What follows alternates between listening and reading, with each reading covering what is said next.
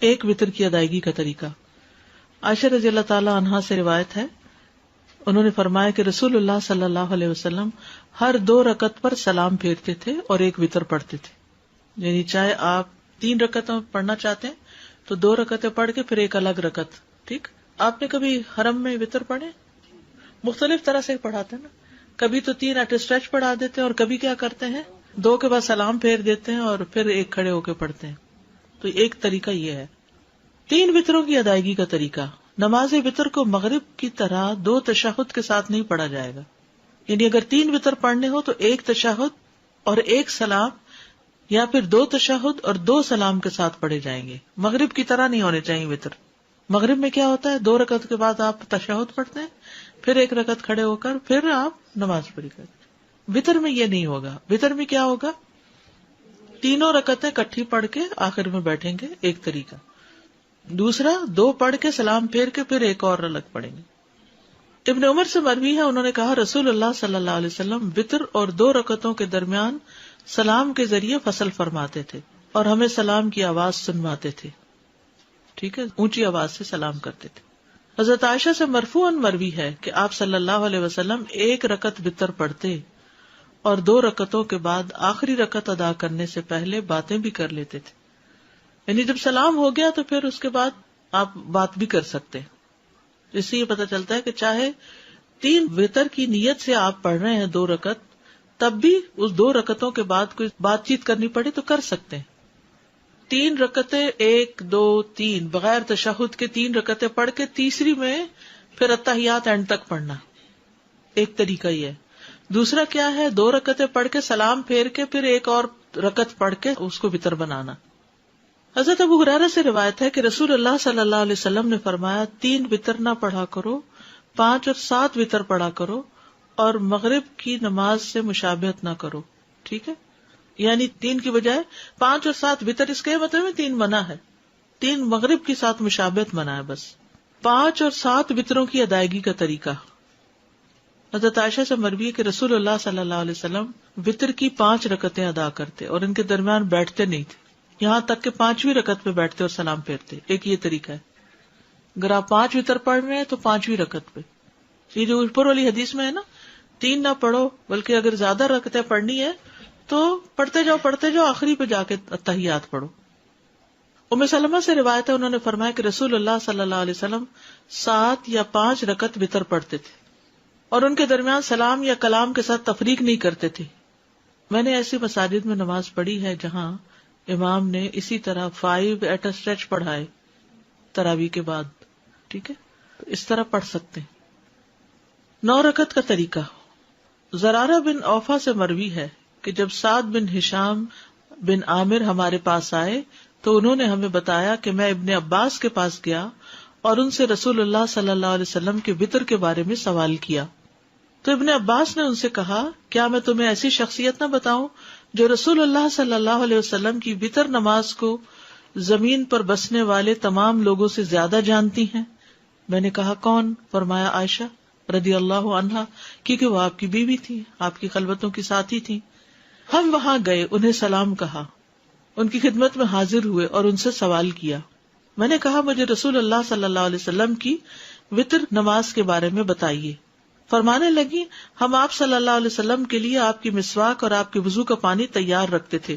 رات کو جس وقت اللہ عز و جل چاہتا آپ کو جگا دیتا، آپ مسواک اور وضو فرماتے، پھر 9 رکعتیں اس طرح پڑھتے کہ 8ویں رکعت کے علاوہ کسی رکعت میں تشہد کے لیے نہ بیٹھتے، اور 8ویں رکعت میں تشہد وغیرہ اور دعا تک پڑھ کے پھر کھڑے ہو کر پھر 1 رکعت پڑھتے، یعنی سلام کے بغیر. اے بیٹے، پھر جب رسول اللہ صلی اللہ علیہ وسلم بوڑھے ہو گئے اور آپ کو گوشت نے پکڑ لیا تو 7 رکعت پڑھ کر سلام پھیرتے اور بیٹھ کر 2 رکعت پڑھتے. تو اے بیٹا یہ 9 ہو گئی. آپ جب کوئی نماز شروع فرما لیتے تو اس پر ہمیشگی اور پابندی کو پسند فرماتے.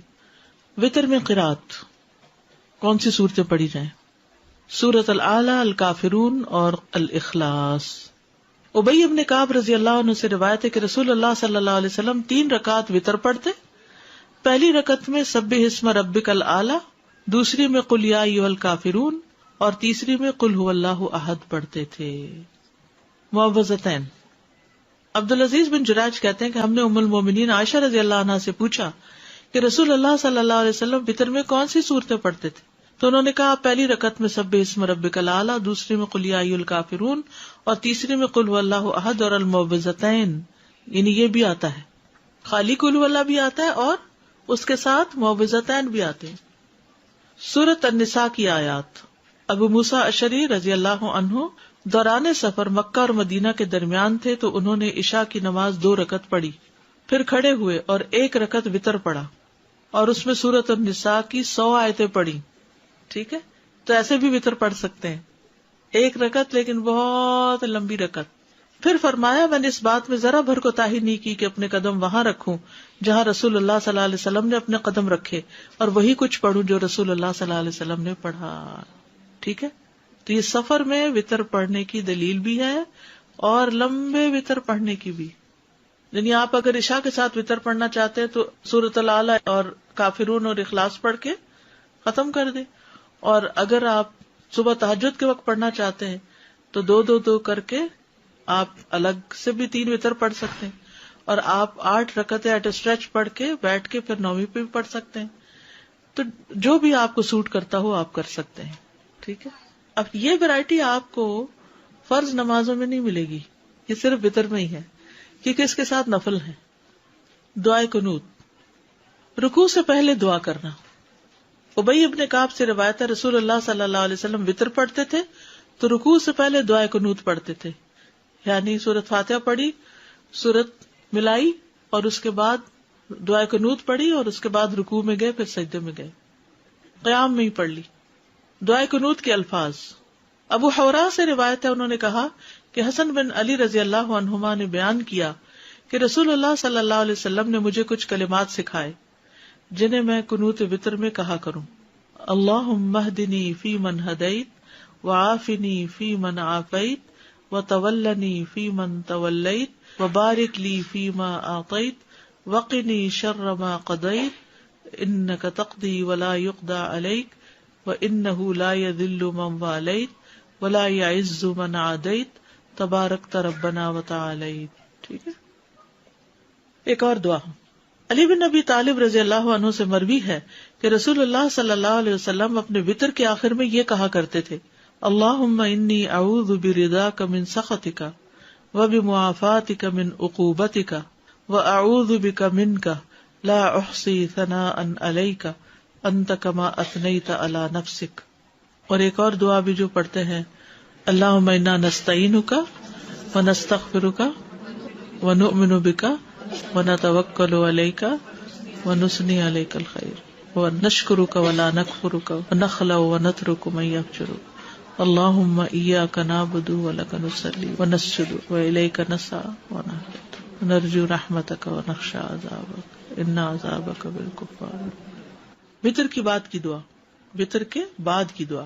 ابی ابن کعب سے روایت ہے کہ رسول اللہ صلی اللہ علیہ وسلم 3 رکعات وتر پڑھتے، پھر جب فارغ ہوتے تو فراغت کے وقت 3 دفعہ سبحان الملک القدوس، پاک ہے بادشاہ نہایت مقدس، یعنی اللہ تعالیٰ کی تعریف بیان کرتے، یہ پڑھتے. آخری مرتبہ لمبا کر کے پڑھتے سبحان الملک القدوس سبحان الملک القدوس سبحان الملک القدوس، ایسے لمبا کر کے پڑھتے.